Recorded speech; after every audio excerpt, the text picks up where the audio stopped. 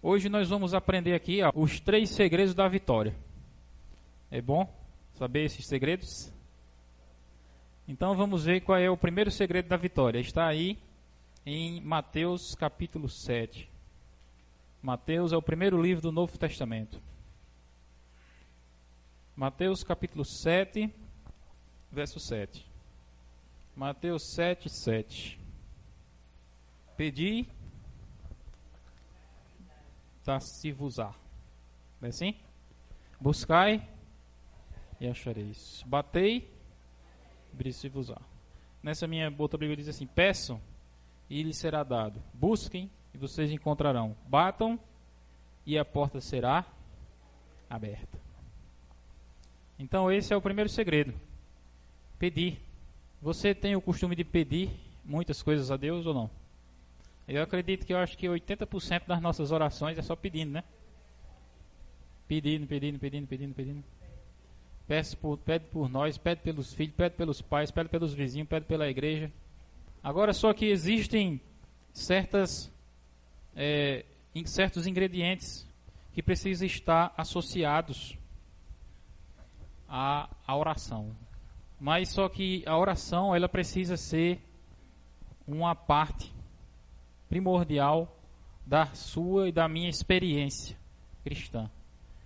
A oração ela não deve ser apenas como um amuleto para você usar aquilo tipo como uma reza, né, para alcançar o favor de Deus. Essas palavras de Cristo aqui, elas refletem o desejo. O desejo. Por exemplo, se eu procurar maconha aqui nesse bairro, eu acho, né? Mas como eu não procuro, eu não acho. Quer dizer, tudo aquilo que você procura, você encontra. Aí aqui vem uma questão interessante. Veja aí o que está escrito em 1 João. 1 João é lá perto de Apocalipse. 1 João, não é João não, é 1 João. É uma carta do apóstolo João, que fica lá pertinho de Hebreus, Tiago. Aí tem João. 5, verso 14. 1 João, capítulo 5, verso 14. 1 João, capítulo 5, verso 14. Quem não tem Bíblia, quiser pegar, aqui tem, viu? Nesse armário aqui tem. Olha aí, Aldo. 1 João, capítulo 5, verso 14. 5, verso 14. E esta é, não é assim que diz? E esta é a confiança que temos para com Ele, que se pedirmos alguma coisa, segundo a sua vontade, Ele nos ouve. Aí você reflita e pense, as coisas que você pede são de acordo com a vontade de Deus? Será? Muitas são, mas muitas não são. O que são coisas da vontade de Deus? Senhor, eu quero que o Senhor coloque em mim cada vez mais o desejo de te servir. O desejo de te servir. É uma oração que Deus, Ele sente prazer em atender isso, né? Mas às vezes você ora assim: Senhor Deus, eu quero que o Senhor me ajude a encontrar esse emprego. É uma oração boa também? É. Só que às vezes o emprego não é adequado. E às vezes pode acontecer, né? Nem sempre é assim. Mas às vezes você consegue um emprego e no exato momento em que você consegue o emprego, você não quer mais ir para a igreja. Não quer mais nada com Deus. Aí eu quero que você me diga como é que Deus se sente para responder uma oração dessa. Porque Ele sabe o resultado do que você está pedindo. Não sabe? E como é que Ele se sente? É a mesma coisa quando um filho lhe pede uma coisa e você sabe que aquilo não é conveniente, né? Eu gosto muito de uma frase do Espírito de Profecia que diz assim: a oração é a chave nas mãos da fé para abrir os depósitos do céu. Tem cadeira aqui, viu, Patrícia? A oração é a chave nas mãos da fé para abrir os depósitos do céu, onde estão armazenados os ilimitados recursos da onipotência. Ou seja, a oração é um meio pelo qual eu e você temos acesso a recursos ilimitados. Todo tipo de recurso que você imaginar. E quando você ora com insistência, com perseverança, então Deus atende. Na Bíblia tem diversos relatos de pessoas que fizeram Deus agir por meio de orações que eles fizeram. Elias é um exemplo.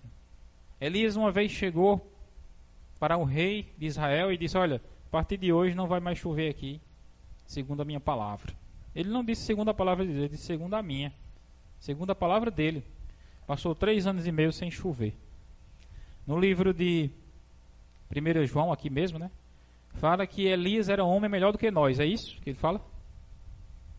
Fala que Elias era homem semelhante a nós. E ele orou e Deus atendeu. Ao final de 3 anos, ele orou de novo para que chovesse. Ele orou uma vez, não choveu. Orou a segunda vez, terceira vez, quarta vez, quinta vez, sexta vez. Na 7ª vez, então, ele mandou o rapaz que estava com ele, disse: olha ali, se já vem chuva. Aí o rapaz olhou e disse: chuva não vem não, mas eu estou vendo uma nuvem vir. Aí ele disse: pois pode se preparar que é a chuva que Deus vai trazer. Então, isso mostra aquele princípio que a gente leu, que Jesus falou: peça e você vai receber. E indica isso, né? Insistência, fé. Mas quando você pede algo bom, pede algo que lhe faz bem e faz bem às pessoas. Às vezes você fica pedindo, insistindo numa coisa que Deus não quer para você. Por exemplo, a esposa de Jacó, Raquel, né? Ela vivia pedindo a Deus um filho, E ela pedia a Deus e Deus não dava, ela passou a pedir a Jacó: Jacó, eu quero um filho. Aí Jacó disse: e eu posso fazer o quê? Aí ela disse: você tem que me dar um filho, senão eu morro. Aí sabe o que aconteceu? Deus ouviu a oração dela e aconteceu o contrário. O filho nasceu e ela morreu. Foi o contrário, né? Ela disse: me dê um filho, senão eu morro. Mas na verdade, Deus sabia que se ela tivesse o filho, é que ela morreria. Então por isso que Deus não permitia que ela tivesse filhos, exatamente para que ela não morresse. Mas nós não temos essa compreensão, né, do futuro, do além das coisas. Ela teve um filho, tudo bem, José, mas já o segundo filho, ela não suportou e morreu. Deus, ele sempre está atento às nossas orações. E a oração, irmãos, é o primeiro segredo da vitória do cristão. As trevas do maligno estão em volta de toda aquela pessoa que não ora. Porque ser humano nenhum, por ele mesmo, tem condições de vencer. Somente apegado a Deus, a Cristo, é que ele pode vencer os problemas, as dificuldades. Se você pode parar para refletir, eu acredito que 80% dos seus problemas são maiores do que você. 80% dos meus problemas são maiores do que eu. Eu não tenho condições de resolver por mim mesmo. Então, o que é que eu posso fazer? Tentar resolver ele sem poder ou entregar a Deus? Eu devo orar. E eu devo buscar a direção de Deus. E pedir a Deus o seguinte: Senhor, aquela mesma oração que os discípulos fizeram, né? Senhor, ensina-nos a orar. Ensina-nos a orar. Porque muitas vezes as nossas orações, elas são erradas. No livro de Romanos, Paulo diz assim: nós não sabemos orar como convém. Às vezes a gente está pedindo uma coisa e o Espírito Santo precisa endireitar aquela coisa para que Deus possa atender. Saber o que realmente vai nos beneficiar. Aquilo ali. Eu gosto muito de usar aquela ilustração da paciência. Porque você fica pedindo: Deus me dê paciência, Deus me dê paciência. O que é que Deus vai lhe mandar? Problemas. Porque como é que se desenvolve paciência? Enfrentando problemas. Ou seja, o que você queria mesmo era dizer assim: Deus me livre dos problemas, Deus me livre dos problemas, Deus me livre dos problemas. Aí sim ele lhe livra dos problemas. Mas se você está pedindo paciência, então ninguém pode desenvolver paciência se não tem problema. É a mesma coisa de eu dizer assim: Deus, eu quero músculo, me dê músculo, me dê músculo. O que é que Deus vai mandar eu fazer? Vai fazer exercício. Aí você consegue músculo. Deus me dê inteligência, Deus me dê inteligência, Deus me dê inteligência. O que é que Deus vai mandar você fazer? Vai estudar. Deus, ele tem 3 formas de responder às nossas orações. Ele diz sim, ele diz não dá certo, não vou poder fazer isso, ou não vou fazer isso para você. Ou ele diz então, espere. É uma das 3. Por exemplo, para Ana, assim que Ana orou, Deus respondeu e disse: você vai ter um filho. Depois de um ano ela teve um filho. Aí você vê Moisés. Moisés pediu a Deus para entrar na terra de Canaã. O que foi que Deus disse?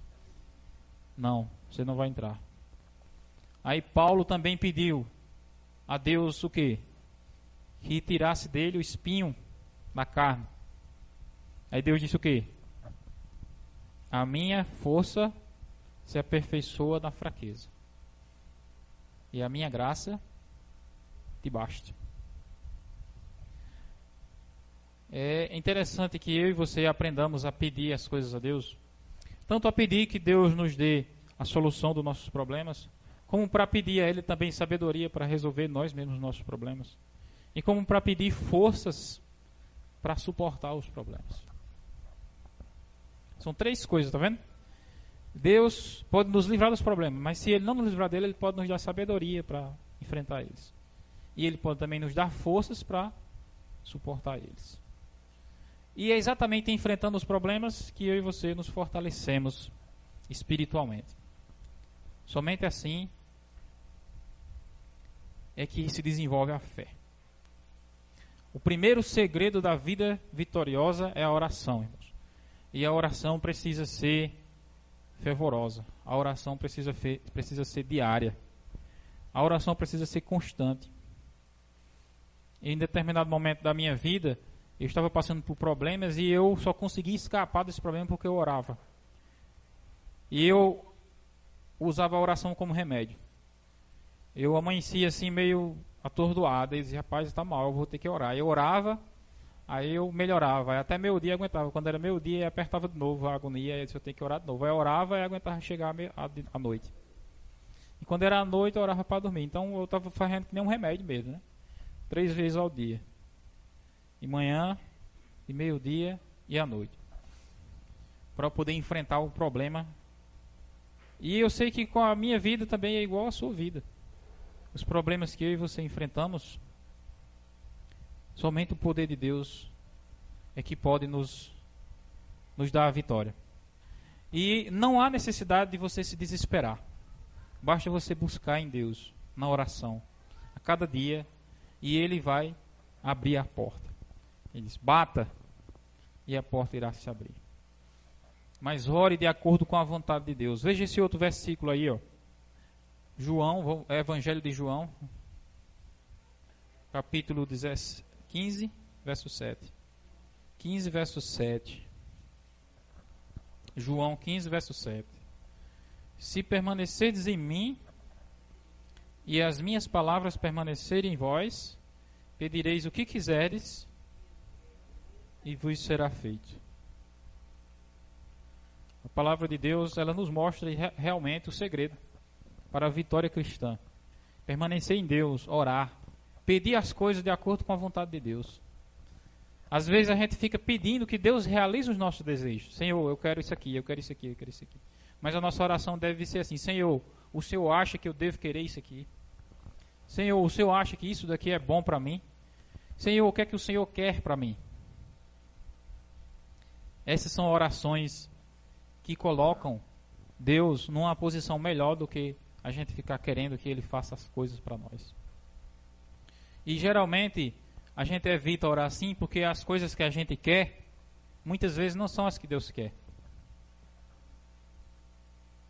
A gente insiste muito com algo sabendo que aquilo não é a vontade de Deus.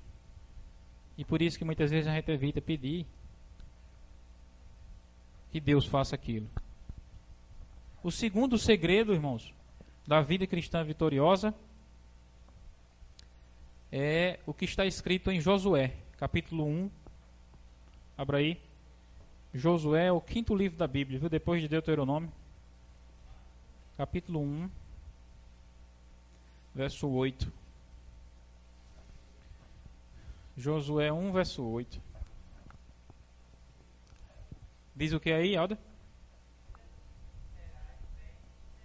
Amém? O segundo segredo da vitória é você atentar para tudo que está escrito na palavra de Deus. Foi o conselho que Deus deu a Josué. Observe atentamente.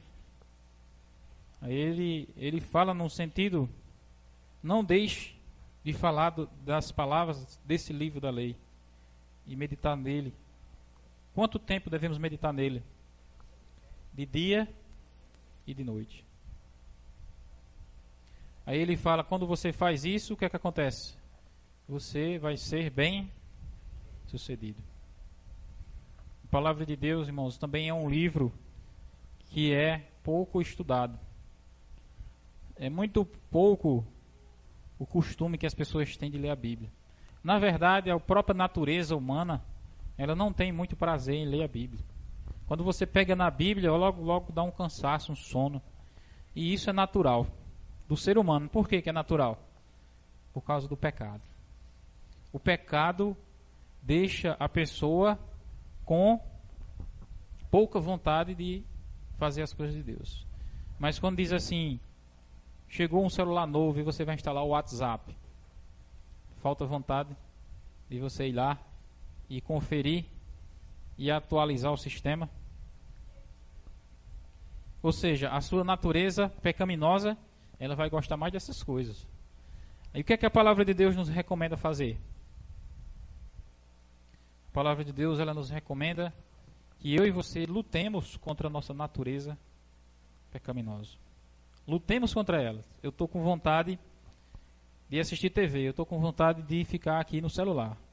Mas eu vou matar essa vontade e vou pegar a Bíblia, mesmo sem ter vontade, e vou começar a ler. Aí você começa a insistir naquilo, começa a insistir, aí de repente a sua natureza começa a mudar. Entendeu? Mas ela só muda quando você insiste. Quando você luta contra ela. Era isso que Paulo falava. A carne combate contra o espírito. E o espírito contra a carne, para que vocês não façam o que quereis.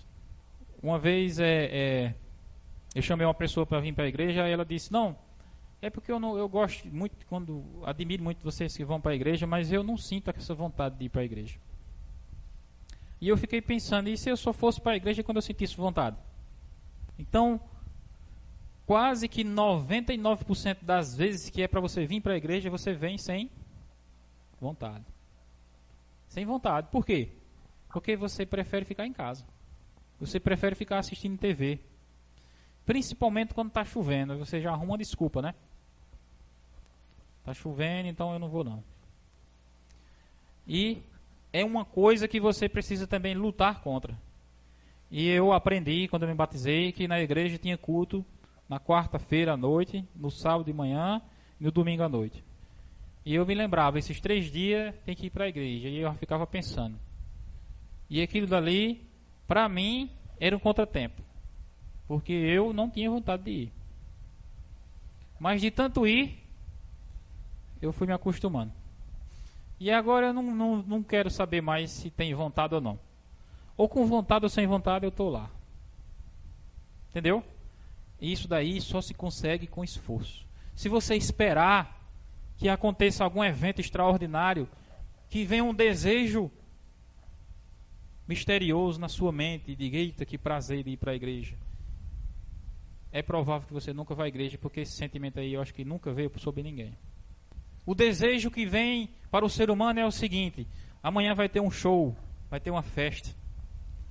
Aí você já fica pensando 1 dia, 2 dias, 3 dias antes. Então o desejo do ser humano para essas coisas é grande. Entendeu? É grande. Quando você pensa nas coisas do mundo, a sua natureza cada vez mais vai chamar para elas. Mas quanto mais você der lugar a esses desejos que lhe atraem para as coisas do mundo, mais você vai viver uma vida derrotada, porque a palavra de Deus diz para você viver uma vida de vitória, como a gente leu aqui, para que você prospere, você precisa ler a Bíblia. Você precisa meditar na Bíblia de dia e de noite. E para você fazer isso, você precisa lutar contra si mesmo. Contra você mesmo. É interessante, irmãos, porque tudo na vida é um crescimento. É um crescimento. Você vai começar a ler a Bíblia e você não vai entender, então você vai ler pouco. Entendeu? Mas aquele pouco que você vai lendo, você vai insistindo e depois você vai aumentando. E você vai lutando contra aquilo, contra aquele desejo de não ler, e quanto mais você lutar e você insistindo, mais você vai progredindo e vai crescendo.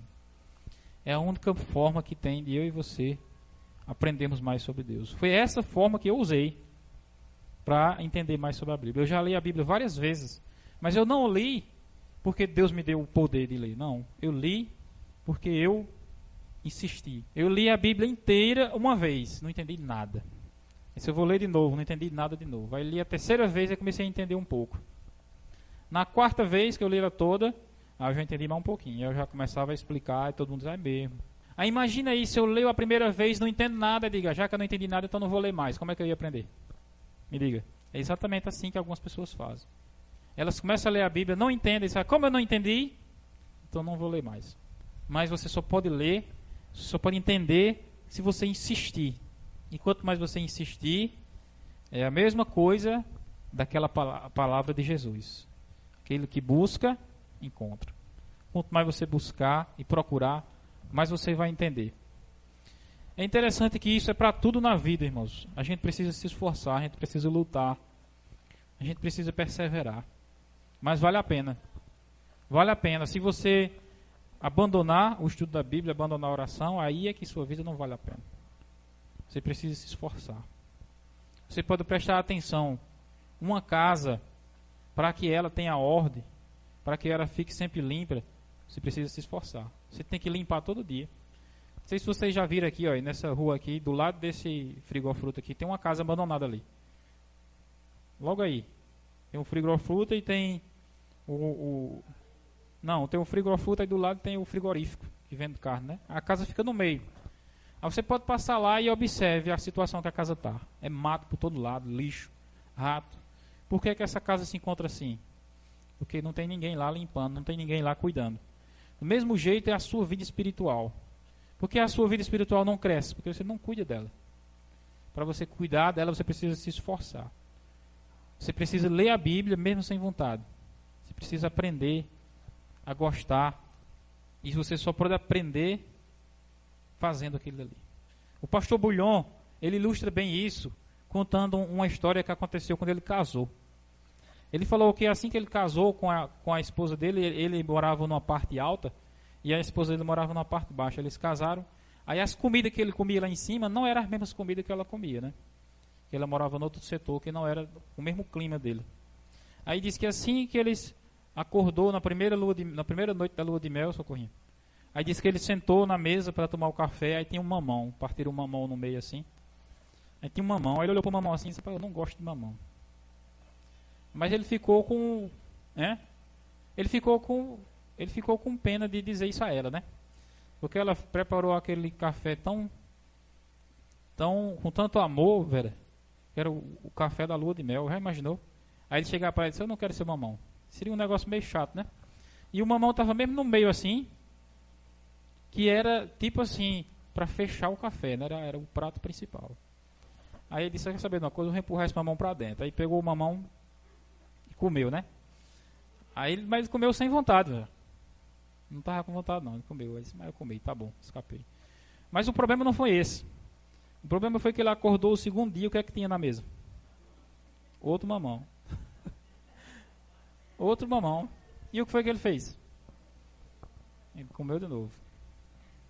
Aí eu achei interessante porque ele falou que ele disse que do meio para o fim ele percebeu que tinha perdido aquele desgosto pelo mamão e passou, mas ele não sabe quando foi que isso aconteceu, entendeu? Ele sabe que em determinado momento ele passou a comer mamão sem rejeitar. E isso é exatamente o que nós fazemos com a Bíblia, com a oração. Você não ora porque você quer, você ora porque você precisa. Você não lê a Bíblia porque você quer, é porque você precisa. Você precisa da luz que vem da palavra de Deus. Se você se esforçar para fazer isso, automaticamente você vai ver o reflexo em sua vida. Quando você ora mais, quando você estuda mais a Bíblia, automaticamente você chega mais perto de Deus e você vai sentir Deus mais perto de você. A cada dia. É necessário que seja dessa forma. Os 2 primeiros segredos da vitória: a oração e estudar a Bíblia, mesmo contra a nossa vontade. O terceiro segredo está aqui em Tiago. Tiago é lá perto de Apocalipse também, no finalzinho da Bíblia, próximo a Hebreus. Depois de Hebreus tem o livro de Tiago. Tiago capítulo 1. Achei aqui. Tiago 1, verso 23. Porque se alguém e não pratica, é semelhante ao homem que contempla no espelho o seu rosto natural. Aí o verso 24. Pois a si mesmo se contempla e se retira, e para logo se esquece de como era sua aparência. Mas aquele que considera atentamente na lei perfeita, lei da liberdade, e nela persevera, não sendo o quê? Ouvinte o quê? Negligente, mas operoso praticante. Esse será bem-aventurado no que realizar. O que é um ouvinte negligente? O ouvinte negligente é aquela expressão que nós costumamos usar no nosso ambiente aqui, na nossa realidade. Dizer, fulano entrou num vidro e saiu no outro. É isso, seu ouvinte negligente. Você escuta a palavra, você aprende a palavra e não faz o que ela está dizendo. Aí a Bíblia diz que você vai ser feliz no que for realizar, não é isso? Não.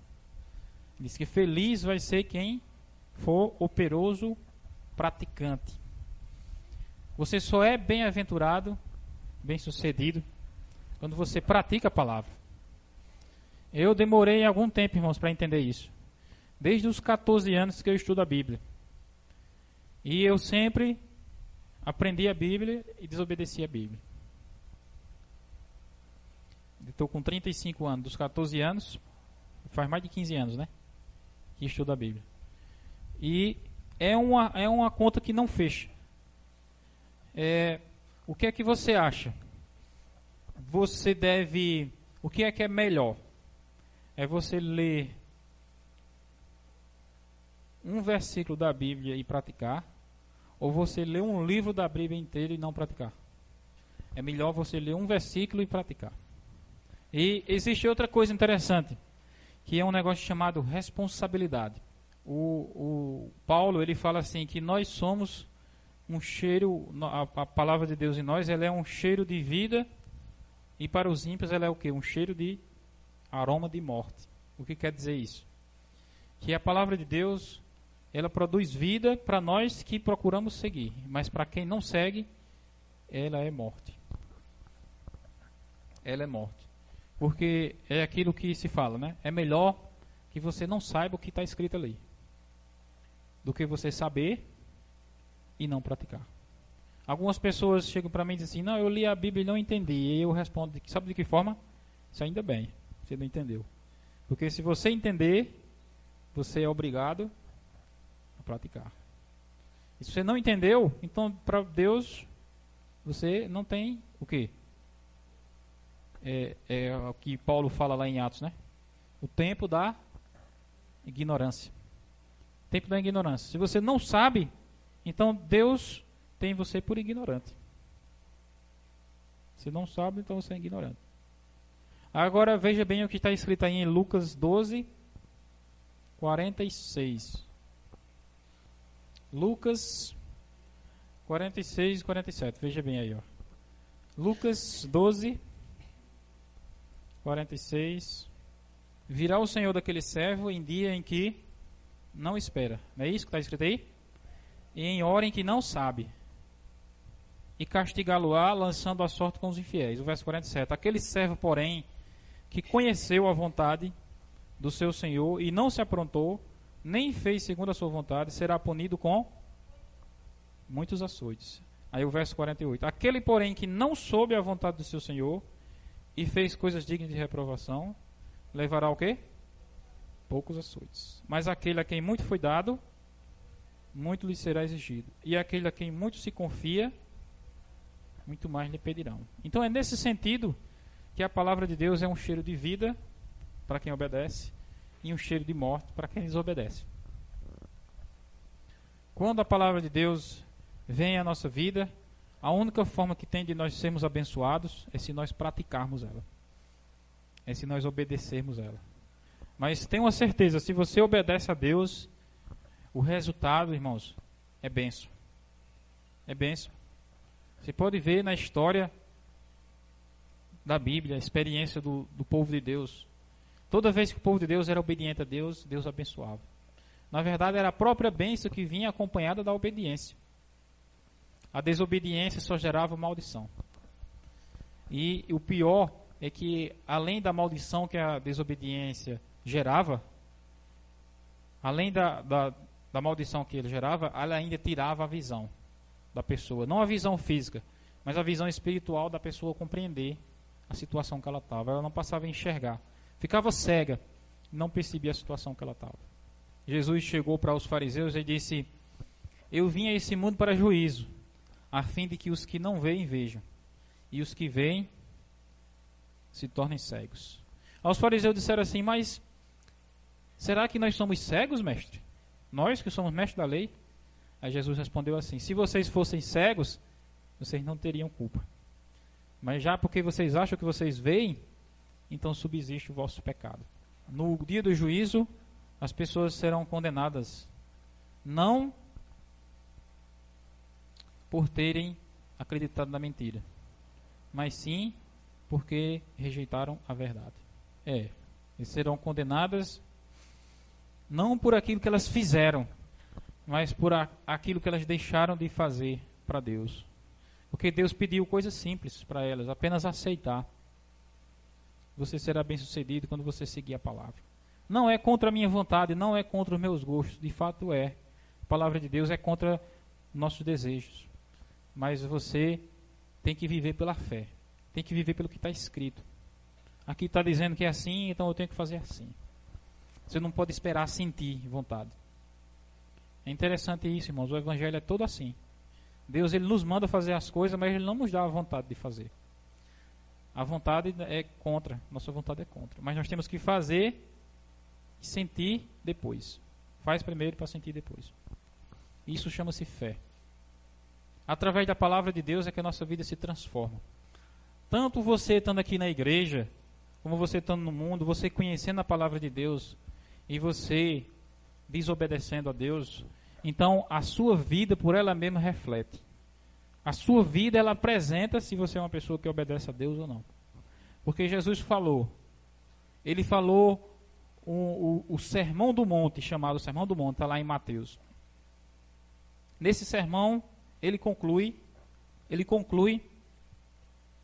falando a história de dois homens. Ele falou o sermão do monte é falando assim: bem-aventurados, né, os mansos, bem-aventurados os pacificadores. Aí depois ele começa a falar sobre você amar os inimigos, né? Ame os que vos perseguem. Aí no final ele diz assim: seja vós perfeitos, como é perfeito o vosso Pai. Aí logo depois ele diz assim: essas palavras que eu digo a vocês, vocês devem fazer como a história desses dois homens. O primeiro homem, ele construiu a sua casa na areia. Aquele que ouve as minhas palavras e não as pratica. Você já viu essa passagem? Está na Bíblia?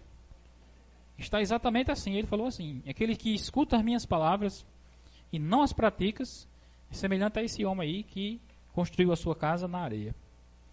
O primeiro vento que veio derrubou a casa e a sua ruína foi completa. Acabou com tudo que ele tinha, né? Assim é eu e você. Se a gente não obedecer a palavra, qualquer tempestade que nos acomete, irmãos, ela derruba tudo. Derruba tudo na sua vida. Mas quando você obedece a Deus, aí ele fala, segundo o homem, né? Aquele que ouve as minhas palavras e as pratica, é semelhante a um homem que construiu a sua casa sobre a rocha. E o vento bateu contra aquela casa e veio a tempestade, os raios, mas a casa não caiu, porque ela estava firme na rocha. É interessante, irmãos, isso daí, porque observe bem. Cristo está dizendo aí que as pessoas que obedecem a Deus e as pessoas que não obedecem a Deus, todas elas enfrentam tempestades. Todas elas enfrentam vendavais. Mas as pessoas que obedecem a Deus, elas ficam inabaláveis. Amém? A pessoa que está com Deus, ela fica inabalável. Eu fico pensando, irmãos, eu já passei por problemas na minha vida, que eu vi pessoas passar pelo mesmo problema e se mataram. Pessoas se passaram pelo mesmo problema e mataram outras pessoas. E eu vi que eu não fiz aquelas coisas exatamente por causa da palavra de Deus. E isso é um privilégio que você também tem. A palavra de Deus está disponível, acessível a todos nós aqui. Se você se firmar nela, se apegar nela, você vai sentir a tempestade chegar. Mas apegue-se a Deus, obedeça a Deus, creia em Deus, siga a Deus, e você não será abalado. Somente se obedecer a palavra de Deus. Quais são os 3 segredos da vitória? Orar, oração, estudar a Bíblia e praticar a Bíblia. Esses 3 segredos, eles são como um tripé, né? Se você tirar um pé, o que é que acontece? Cai. Então eles têm que andar juntos, os 3. A oração, a leitura da Bíblia e a obediência.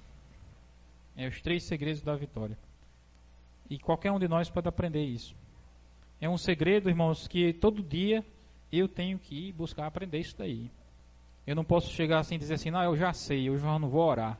Não pode ser assim. A oração, ele é uma necessidade, é como água. Você não pode chegar um dia e dizer, hoje eu não vou beber água. Não pode. Você adoece. Você tem que tomar água todo dia. Eu aprendi a beber água mesmo sem vontade. Às vezes eu acordava de manhã sem vontade, sem sede.